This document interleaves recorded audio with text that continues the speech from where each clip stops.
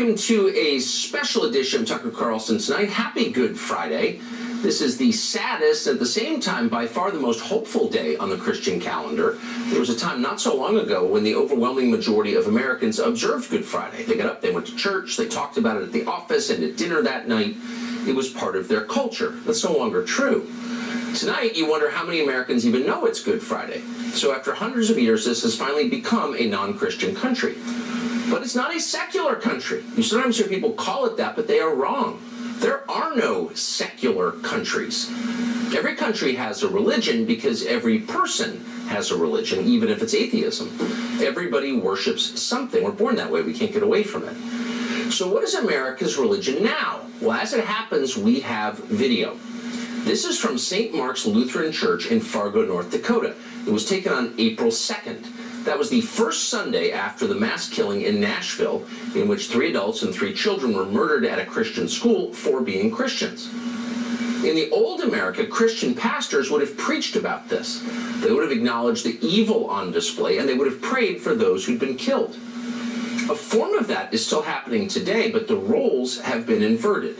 In America's new religion, the victims are not the children who died in Nashville. The victim is the woman who killed them. Because Audrey Hale called herself transgender, she was, by definition, a holy martyr.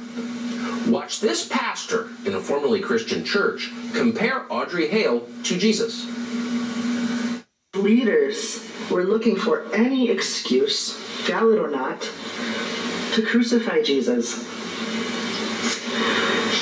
And they found that reason. It's baffling to me that someone's existence can be so threatening that people decide they need to be controlled, that they need to have laws made against them, or even worse, that the people that they find to be so threatening should die.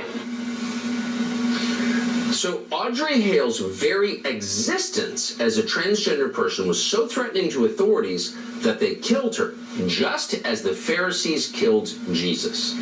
Her death had nothing to do with the fact she just murdered 6 people. That was the pastor's sermon at St. Mark's in Fargo.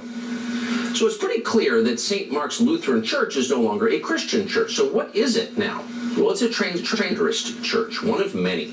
Transgenderism is this country's fastest growing religion. Like many faiths, its theology features a supernatural transfiguration, the moment a person is transmogrified from one sex to another. Converts to this faith abandon their old lives and embrace an entirely new self. Their former identities no longer exist. They're dead names. But here's one big difference. Transgenderists do not believe in the God of monotheism.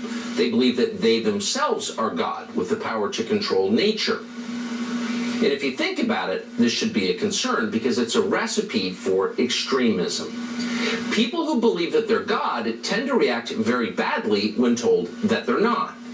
So if you're running the government and you wanted to prevent violence in your own country, you would be very concerned about the growth of a cult like this. But the Biden administration is not concerned at all. In fact, it is cheering this cult on. Watch Joe Biden's spokeswoman, just days after the massacre of children in Nashville, explain that when transgenderists, quote, fight back, she approves. 14 states have now banned gender-affirming health care, while some of these laws are currently blocked by courts. This is a dangerous attack. This is awful news. Let's be very clear about that. LGBTQI plus kids are resilient. They are fierce. They fight back. They're not going anywhere. And we have their back. This administration has their back. They are fierce. They fight back. This administration has their back. So this is coming on the heels just days after a massacre in which children were murdered, apparently in response to laws against chemical and surgical castration of children. So the White House is not decrying that. The White House is endorsing it as clearly as it possibly could. And that's why no one from the Biden White House is visiting the grieving Christian families in Nashville. Instead, today, Kamala Harris went to Nashville to promote 3 Democratic Party legislators who led a riot at the State House, a riot designed to promote, yes, the cult of transgenderism. So consider the message here. We're on your side, and not only we're on your side, you, the mentally ill who may be armed, are the victims, and you are being genocided. Your very existence is at stake. In other words, making paranoid people on the edge more paranoid. So fight back. You are fierce. This is not the message to give to religious nuts with weapons, and particularly not this group of religious nuts with weapons. This is a group that has for years been committing acts of violence at When you need a partner committed to your vision, agents who are realtors are here for it. Here with market expertise that makes a difference. Here for the population. To give a few examples, last year a trans girl tried to assassinate a justice, Brett Kavanaugh, at his home. Then a self-described non-binary shooter, also a member of the cult, murdered 5 people at a Colorado nightclub. In 2019, a trans teenager shot 9 people in a high school, killing 1. That was in Denver. In 2018, a mentally ill transgenderist shot up a Rite Aid distribution center in Aberdeen, Maryland. That massacre killed 4. So you can see where this is going, and you shouldn't be surprised by it. Mental illness leads to violence. This is a species of mental illness, and there's no mental illness greater than the delusion that you are God. And that's exactly what this cult teaches its adherents. You are God. You can change nature with your will. Biology. Now, with the endorsement of the Biden administration, the terrorism that is the inevitable result of this belief system is accelerating. Police just arrested a man called William Whitworth. He's a transgenderist, uses the name of Lily, in the state of Colorado. Apparently he had a kill list and a manifesto. He was planning to attack 3 schools and churches, and apparently some talk show hosts too. So it would be nice to see this manifesto or the kill list, but of course you can't see it because the authorities are, as they have in Nashville, hiding it. Now why are they hiding it? Because they have to. When your religious views violate the unyielding laws of nature itself, you have no choice but to hide things. You have to. Deception is mandatory, and it will soon be reflected in the law. That is already happening in Canada, which is in some sense the new California. If you want to know our future, look north, not west. In Canada, transgenderism will soon be the justification for suspending all freedom of speech. A new law will ban speech that offends transgenderists near drag performances, so you can't complain. Watch. The drag communities are done waiting for this government to take real action in effective ways, and so is the Ontario NDP. The proposed legislation does 2 things, and I will go through them. Firstly, it enables the Attorney General to create a 2S LGBTQI+ community safety zone to prohibit within 100 meters of the property any homophobic, transphobic act of intimidation, threat, offensive threats, offensive remarks, protest, disturbance, and distribution of hate propaganda within the meaning of the criminal code. It also comes with it a penalty of $25,000 if prosecuted successfully.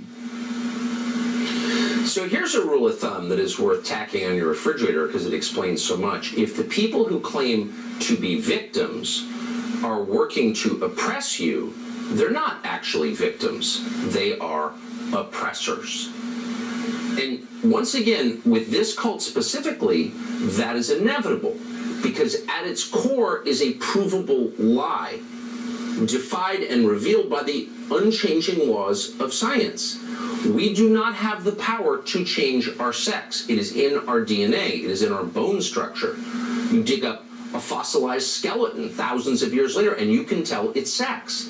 We can't change that, much as we might want to, much as we might feel deep sympathy for those who want to. We still can't change it. That is true. And so, of course, they have to criminalize your observing that it's true, because that is a challenge to the core of their faith. These are religious extremists on a jihad against the population, and in order to win, they have to force everyone to lie. Period. But there are always a few who refuse, no matter what, to lie. And one of those is Riley Gaines. So last year, Riley Gaines was a collegiate swimmer at the University of Kentucky. During an NCAA championship, she and her teammates were forced to compete against a man called William Thomas. Now, there's been a lot of news coverage of William Thomas, but here's the truth. Thomas had been a male swimmer at the University of Pennsylvania, and he had a lackluster swimming career, so he came up with a plan. He decided to give himself a female name. And soon, he started winning women's swimming competitions. So what do you call that? Well, you call it cheating. That's cheating. And Thomas's cheating was not a secret. It was obvious to everybody. But only Riley Gaines was brave enough to say something about it. She came on our show last July. And that night, we watched Leah Thomas win a national title and blow all the other females completely out of the water. And that next day, we came back and the mood had shifted to where people were mad. The girls, you know, there were tears. These poor 9th and 17th place finishers who missed out on being named an All-American.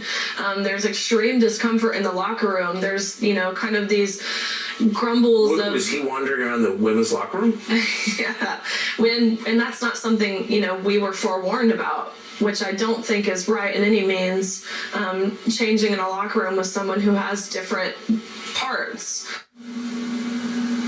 So you can probably tell just from that clip that Riley Gaines is not an ideologue. She's not a political activist. She was a college swimmer and assumed that she would be just that, a college swimmer. But she was forced into a place where she had no choice but to tell the truth. She was not going to violate her own conscience. The story she told was almost hard to believe in a supposedly rational country, but it was real. And because nobody else had the courage to stop this trend before it accelerated, similar things began to happen all over American sports. In education, we have an obligation to all kids to provide them with the role models that will help them be their best self. Being a teacher is challenging because someone else is making decisions on what you should be doing in your classroom, but everybody doesn't learn the same way. It's not traditional learning that works anymore. So the burnout is real. Being told what to do top down, given some one-size-fits-all approach, is not going to benefit anybody. These educators haven't been given the support that they need and so deserve. So we developed Empowered. Empowered is an organization seeking to change the way we approach teaching. We believe if you give the educators the right mindset, the right tools, the right community, they will flip education on its head. And they do that by using an experiential curriculum that drastically increases student engagement. Look at my proud kids. Their online digital tools support teachers in their planning, and they fostered a community of educators all working to break the traditional mold within their classrooms. Having a network of people that have the same mindset or the same goals to transform their kids is amazing. We had an effective model. We saw results. In November, the National Hockey League sponsored an all-trans draft tournament. A male cross-dresser was allowed to compete against women. What do you think happened? Well, during the game, the man lightly checked a woman into the boards and gave her a concussion. Yeah, because he's a man, she's a woman. In October, a North Carolina high school volleyball player suffered a significant head injury after another man dressed as a woman spiked a ball at her head. You can watch that on YouTube. It's on video. It's awful. But nobody should be surprised that it happened. 9 years ago, a man called Fallon Fox declared himself a woman and competed in a mixed martial arts fight against a competitor called Tamika Brents, who was a woman. In a total of 36 seconds on the mat, Fox fractured the bones of Tamika Brent's face and won the fight. As Tamika Brents later put it, quote, "I've never felt so overpowered in my life, and I'm an abnormally strong female." Well, yeah, because even an abnormally strong female, which she is no match for most biological men. That's right. Everybody knows that. It is measurable. We don't need to guess. But almost nobody at this point, at this deeply contemptible point of cowardice in the West, almost nobody will say that because they're afraid. But Riley Gaines will say that because she's not afraid. So last night, Gaines went to San Francisco State University to talk about her experiences in NCAA swimming. And Riley Gaines is not a hater.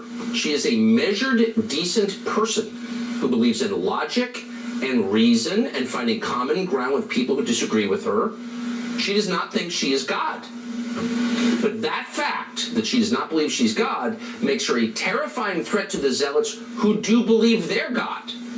And so at San Francisco State last night, the zealots attacked her. A mob surrounded Riley Gaines and prevented her from moving through the hallways. At one point, the thugs said they wouldn't let her pass unless she paid the money. During the chaos, a man dressed as a woman punched her several times. The mob howled with rage, screaming threats and obscenities. We're not overstating. Here's what it looked like.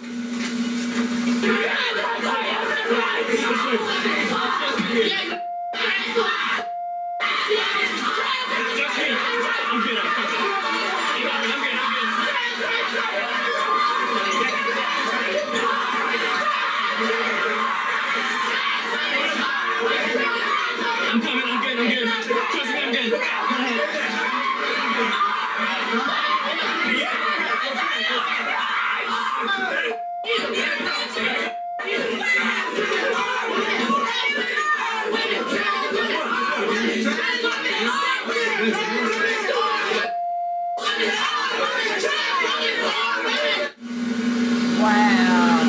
That's the most dangerous extremist group in the United States. There's no mistaking it. Riley Gaines, once again, is not an ideologue or a demagogue. She's not out to hurt anybody.